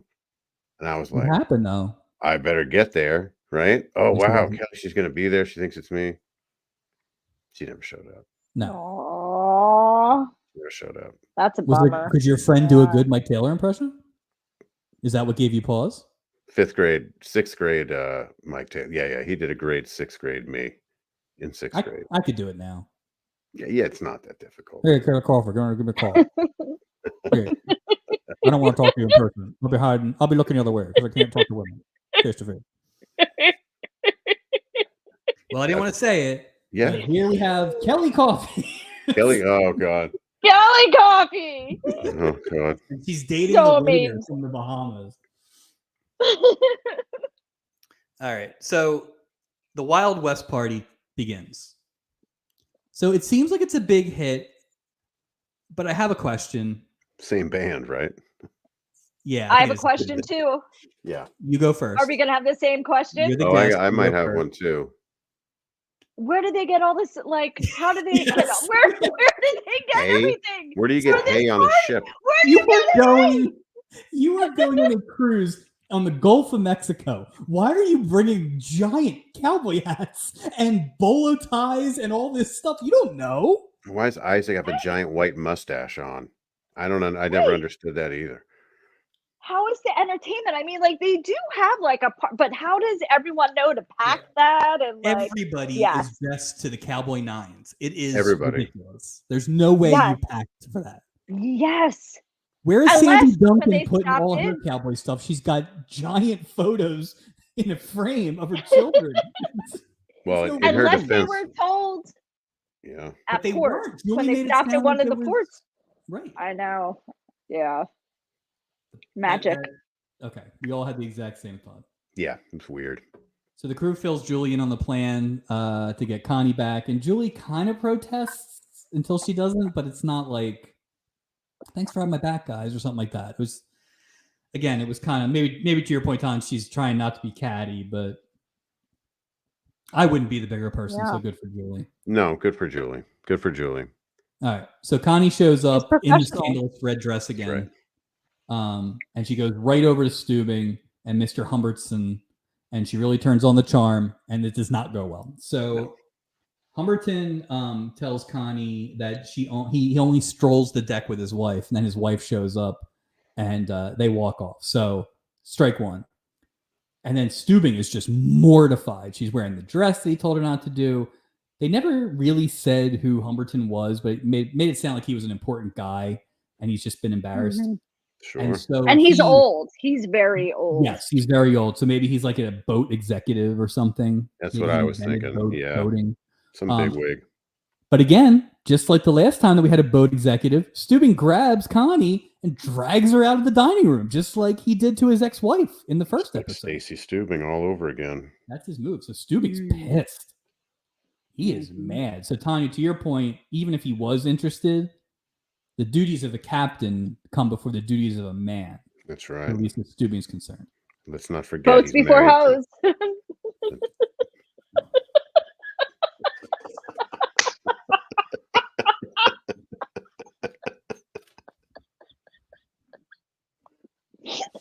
Oh, Sorry. oh, I didn't see that one coming. So Steubing fires Connie in his office, like right away. Like, you're fine. You're out. Julie comes in and tries to explain what happened. Steubing still doesn't care. You're still fired. So she's fired, right? Like there's no get back. No. She's fired. But Connie's still like, why are you trying to help me and all that stuff? And Julie's like, she sees potential in her. I don't know. It was a bit much. Like, it was a little much. Yeah. Like, it's okay to be mad. Yeah, it's a little Yeah. weird. Well, we know Julie's a little crazy too. So this is then just part of Julie's crazy. Yeah, I just think she, Yeah. But I do wonder if like they didn't even do a scene where it was like once again the crew has Julie's back. And we didn't get like a little like thanks guys for once again having my back. But just like you did last Thursday. Yeah, exactly. Last week when I was trying to marry that 90-year-old. Oh, we should have had you guys on last week. There was a character named Buddy. Yeah. Oh. He was a scumbag though. He was a real scumbag. Have you met my husband? Not like this guy. Not like no. Not like Buddy. Kidding. All right, and then my absolute favorite part of this whole show, and maybe this entire series, happens. So Julie's basically like, I think you have potential, and she's like, I'm sorry, I'll try to be better, blah, blah, blah. But there's no indication that she got her job back. So that's kind of where we're going to end. And then door knocks, and who is it? It's Mr. Humberson, and his wife is asleep, and he has come to walk the deck with Connie. Yeah, take me on that private tour. Me and Michelle were watching it, and we just like went, it was so great. And they never indicate that he did not sleep with her on the deck. It was just tremendous. He was like, I will have that. I will have that if that offer still stands. And it wasn't like she was like, get away, or are you like kidding? She didn't slap him, or I'm not that kind of girl. They didn't give her any. And she needed a job. I'm just saying, it's rich. Who knows? Yeah. She had shady ways too. So Humberton, dirty dog. Dirty dog. I laughed so hard at that. I laughed again today when I watched it. Well, because it's funny because it was so unnecessary. Like the storyline was wrapped up, and you're like, oh damn, okay. It was a zinger. It was like boom. Now, Mike, do you know that the people who wrote this storyline, which I think was the best one of the episode, were the people who wrote our favorite one, the murder one? Really? Okay. So well, that makes sense. Out for those guys. They might be the best writers. All right, we're back to the swingers. Like I said, this is just dying on the vine at this point. We're just crawling to the end. Yeah. I feel like they were just trying to cram so much into this episode, and there was too much like heavy topics. Like, and that probably got the most time, right? That storyline, the heavy one. Like, I think so. Yeah, because there's so many. Steve Allen's too distracted by Maisie being in the same room with the insurance guy, too distracted to hook up with Lonnie Anderson in 1977, which seems like a huge distraction, but shows he loves his wife. Meanwhile, Jack's trying to close the deal with Maisie, but Maisie's kicking it out aggressively. Jack had been playing it cool for a while, but now it's time to sell that insurance. Like, I've had enough of being cool. Right. So she mentions that her husband's next door, and Jack's like, whoa, you freak. And he says, call me a prude, but I want no part of this kinky scene like this. So Jack's like, I'm out of here. Whoa, hard line. So good for Jack. Good for Jack. The next morning, the two of them finally stop the charade, and they realize that they love each other and they should be happy together, blah, blah, blah. And then they make it sound like they're going to bang in both of their hotel rooms. They did. So that's a really good marriage counselor, it sounds like. Maybe. Yeah, I guess it worked. I feel bad for the people who were staying in the room next door, because all they've been doing is yelling and screwing. Just bitching and moaning, and doors opening and closing, and shut up already, you know? Yeah. So in like 10 years, when we're all there in our relationships, are we going to do this? Are we going to all book a cruise and like book separate rooms and try to? I don't know if you heard, but the last episode of this, if we actually make it to 250, we're going to do it on a cruise. Yeah, we're going to do it. We'll all be there. God. Yeah. Just make sure you get the right cruise, Because Yeah, remember, well, by then we'll have so much money from the success of this thing. We'll be loaded by then. Yeah, It won't be we'll a probably buy thing. our own boat. Yeah, we'll lease our own cruise ship for the weekend. you could actually buy the Love Boat because that boat is tiny. They got 600 people in there. I mean, we've Yeah, only seen 600 like 10. people. Like Have you seen the sardines. cruise ships now? Like Oh, now? it's comical. I don't. How do they even float? Oh, I don't even know how they float. It's just it baffles me how big these cruise liners are. yeah. All right. The denizens have arrived to collect their child. This goes on for a while. This goes on way too This long. is like 6 or 7 minutes of one scene. They had the sad music, and then this, and then that, and then she said, Divorce. I don't have a mom. How can you do this to your mom? I was like, good Lord, wrap it up, people. Like, So, jeez. so a couple things. The mom thanks the bakers for taking care of Theo, but the dad doesn't say anything for a while. And I just assumed he was stewing. He's pissed. He's mad at the kid. He had to travel to Mazatlan. Like, he's fighting with his wife. Tanya, how old do you think the actor is that played Theo's dad? Oh, I don't know. Probably like 32. He's 37. And the 70s were rough. Funny. Yeah. You couldn't tell crazy facial hair. Hair was crazy. You had no Stewie idea. is 47, and this guy is 10 years younger than Stewie. And That just is wild. Oh God. So it's been a long run for Mr. Dennison. He's just like, I'm just tired. I'm just so tired. My dad would have kicked the crap out of me. Oh yeah. If I had run away and made him travel to Mazatlan to get me. Well, first off, I feel like my parents would have been like, "All right, I'll get you when you come back. I'm not going any place. Like, maybe, and when you get home, then I'm gonna beat your ass." Like, Like, can't you just put him in like the freezer for a couple days and handcuff him to something safe and then feed him and then? But yeah, I agree. I'm saying it is the 70s. I bet you that dad beat the snot out of that kid off camera. Oh yeah, just beat the crap out of him. Like, they're not even down that little chute, and he's getting getting smacked in the head. Like, they didn't get cute. You could beat somebody in public. Yeah, I remember seeing a kid get smacked in a grocery store like a couple times. Like, it wasn't. What do you think they do with that room on the way back? They have an empty room now.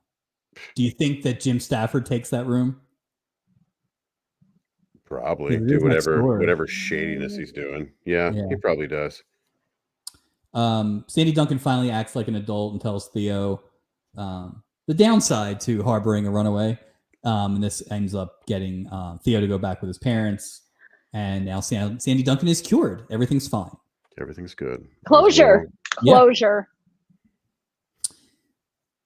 So we go to the epilogue. Connie, somehow, I just assumed they would have like shot her out of a cannon or made her walk off the plank or something. What was that thing you had, Mike, where they run you over with the boat across the bottom? Keel hauled. Keel hauled is the term. Yeah, like something. At walk the very of least, shame or something. Insubordination that she performed here. Secondly, she probably killed that old man with her red dress. We didn't see him again, did we? Nope. I mean, great if they had like had him in a Viking funeral in the background or something like that. But again, Julie kind of comes off soft. I understand your point, Tanya, about not being catty and being the bigger person, but I don't know. Julie was professional. Yeah, she's at work. She had to keep her job. She's at work. Her job is to be nice to people. So it's just part of her, character, personality, and And her job's everything to her. But she's not a guest. Right. So Connie's not a guest. She's just an insubordinate. It doesn't matter. You still have that professionalism. Just like when I was bartending, I was always professional. Yes, that was the word that I definitely always thought of with you, for sure. Yeah. I feel like you always held yourself to a much higher standard. You know what I mean? That we tried to achieve, but failed. Yes, you were the Julie McCoy of bartending. Yeah. Yes. Couldn't hold your liquor. No. The swingers story ends with them being super mushy. Again, just great. Yeah. Old people. Not a fan. Barbie and Jack get together, which is fun. Mm-hmm. And that seems to be kind of they've done that a couple times where like the leftover couple gets together. Yeah. Because, that's sea air. Everybody's just horned up. So good for them. And then the Bakers are going to adopt, which they never really said that they couldn't have their own child. So I don't know if that means that they kind of want an 8-year-old. Like they kind of like that pickup there. I guess that's the concept. Well, weird thing. I read like the secret notes on this, and apparently what happened is they did adopt a child, but as soon as that child turned 9, they did like a Leo Caprio. They returned it because she only wanted an 8-year-old son forever. Yeah, that didn't make the show itself. No, but that's weird. Oh, She yeah. was That would have carrying been a a really. giant photo of Theo. And they just see the other one like strewn somewhere in the ocean. Yep. Goodbye. Yep. That is something that they had on cruise ships, is a photographer that would come around and take photos of you and the family. There you go. So I'm surprised she didn't get one. Yeah, Oh, like yeah, she didn't have. We just had an episode where Gopher had to take photos of somebody. Mm-hmm. Yeah. Doesn't have a photographer. Because for the birthday photos. Yeah. I don't know why they wouldn't have a photo person. What a great like crew member that would be too. Yeah. That feels like kind of like, if that's something that's like an actual thing, that'll pop up. It is. Like the chef. Oh yeah. Yeah. Oh yeah. It is an actual thing. We didn't have, correct me if I'm wrong, we didn't have any crew members this week. No. Probably because we had 58 different cast members, but. And no Rick the waiter, or Rick the or Vince, assistant, or Vince, the guy who fed on the steps. Yeah, none of that. There was no time. Doc wasn't making out with anyone. No. Very light Doc episode. We've had a couple heavy ones with him, but not a lot. Alf's dad. Hey, Willie. Still alive. So you said Jim Stafford kisses Julie? I missed that part. On the mouth when they're getting off the boat. I was like, what is that about? I had to watch it twice. So when he announces that they're going to adopt, and then Sandy Duncan and Julie hug, and they're kind of having a good time, and Jim Stafford just kind of goes off on a little bit of like a rambling tangent. He's like, hey, whatever, I didn't know if I would go for adoption, but she said a kid's a kid. Anyway, women, you can't change their minds once you get them. And he's just kind of like, I think that was probably a song or something like that was where the lyrics to Spiders and Snakes, actually. Yeah. Yeah. I actually thought I was looking at him right there when you were doing that. I mean, with the tux and everything, I was like, oh my God. Well, it's funny with him. He wasn't known for his acting. So like, I would say like at the end of the day with this episode, he does not have some chops, as they say. He's just not a good actor. And we've never, it's only been 8 episodes. We haven't figured out yet how it works in terms of like, do they have all these stories and it's just, hey, I'm available this week? Yeah. Because like having a singer-songwriter in the husband role of this emotionally charged plot seems like weird. That was a weird couple. Like, how did Sandy Duncan and Jim Stafford get together? What's that backstory? Is he an eye surgeon? They never even said what they did. No, nothing. Like we knew about their son's situation, and we didn't even know what they did. Nobody's job came up this week. We don't know what anybody's backstory was. I'm trying to think. No, aside from Connie, right? Yeah, that's the only one that was identified, but she didn't really have a job. Isaac, the bartender, was very clear. Well, I mean, new. I know. We knew that. We knew that he was a paper boy. There you go. There you go. It's a good call. He's doing a job on this damn boat. Because did the parents have to miss work to go get him? I mean, I would assume. Oh, they beat the crap out of him in Mexico, and there's no laws down there. He never made it home. That's the slime. Beat the snot out of him all the way. It's going home in a box. It's just nothing. Why did the parents just get on? How do you know they left though? Do they actually show them leaving, or why didn't they just stay with him in the room? Because they weren't on the guest star list. Like they didn't Oh, have they weren't time. on They're the like, guest we list. didn't list these people. But they wrote the note. What if they wrote another note saying, "Hey, like We would like to Bobby's gonna upgrade. stay." Yeah, they're That's a just good staying, point. and it never says that they get off the boat. Well, I think it's because he Maybe they're had like, one "Ooh." ticket. What if they're the Maybe one he had next one. week? They're just hanging out in the background. They just show up every now and again, like Frank Grimes. he's just in the background wailing on the kid.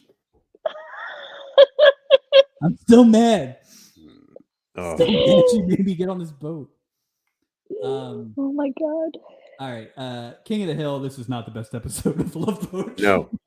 By any means. No. no. The episode I watched by mistake was way better. Excellent. I had I cannot so wait much to say for that. 5, Well, it's season 6 8. years from now. We'll have Oh, you back season for 8. that one. Okay. Well, yeah, we're Yeah. But yeah, like one storyline that was good, one that was good for like 10 minutes, and one that was inappropriate for this program. So awkward. Yeah. So awkward. All right, Tanya, you're the guest. So you get to go first on this. Who's the captain of the week? What was the best thing, person, storyline, moment of the episode for you? The best. Oh God. I don't even know. The best, I think, is having my mind blown that they had the Western on a boat and everyone was dressed up and like, like I was just like, what is how? Like, I think that was probably my favorite because it was unfathomable. I don't know. Yeah. It doesn't make any sense. Like it doesn't make any sense. It was so random and just so like. What are the odds that 600 people own at home?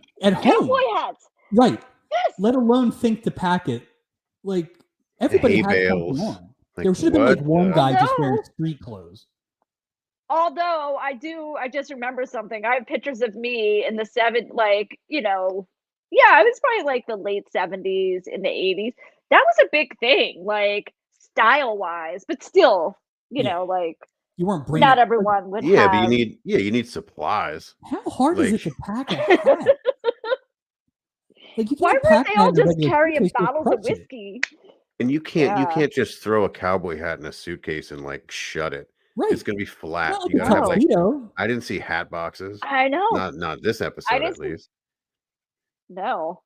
Well, yeah, tuxedos and cowboy, so I think that was a lot of crap. I realized I had this. I did not have any country western gear, so it was one or the other. So I guess I would have gone. That would have been good. Mike, what's the best? What's the captain of the week for you? For me, the captain of the week is Julie's integrity. Yes, nice. I liked the way she handled herself. And her overall professionalism and dedication to her role on the ship. I feel like I really came down on the wrong side of history with that. You guys have convinced me that she was being the bigger person and not weak. Yeah. My my captain of the week, it was Steve Allen for a little bit for me because I thought those zingers were good, but that they just completely ran out of steam. And I thought Isaac was good early because he kind of found out the plot, but then he didn't get to do anything. No, he didn't do much. He wasn't even involved in all the crazy mix-em-ups. So I'm giving it to Mr. Humberton walking in to get laid after his wife went to bed. That's funny. Do it. Okay. It cracked me up then. It cracked me up again today, and it cracked me up just now. Fair enough. All right, walk the plank. Worst thing, Mike. You go first on that one. I got to say the worst thing is the Sandy Duncan dead child storyline as a whole, because it just was. I just feel like you didn't. There were other ways to like sort of. You could have something. It was just a lot. It was a lot, and it was uncomfortable. Not a fan. It's a love boat. It's a death boat. I agree. Yeah, the love boat, but it did show love in a certain degree. Like. It did. But yeah, I agree. There were better ways. That was definitely like. It wasn't zany. This is we've always had zany. This wasn't zany. I love zany.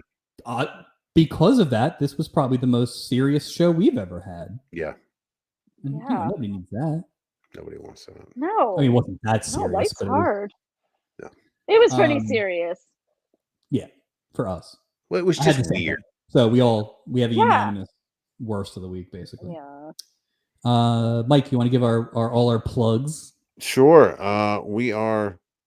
Our email address is theloveboatproject@gmail.com. You can find us on YouTube, The Love Boat Project, on Instagram at The Love Boat Project, and we're also on Facebook, The Love Boat Project group can also be found. And soon to be on podcast form. Soon to be on podcast form, soon to be on Spotify and iTunes. Coming soon. How about that? And then this tuxedo will be superfluous. Yeah, I'm going to wear it every week. Yeah. Well, thank you, Tanya Joy, for joining us. This was a lot of fun, and we will definitely have you back before that Alf episode that you watched by accident. So good. Thank you for having me. It was tons of fun. All right, we will see you next week. Thanks everybody for watching, and we still don't have a really good sign off. We probably need to come up with a good sign off, but this will not be the week for it. So Next don't run time. away from your children.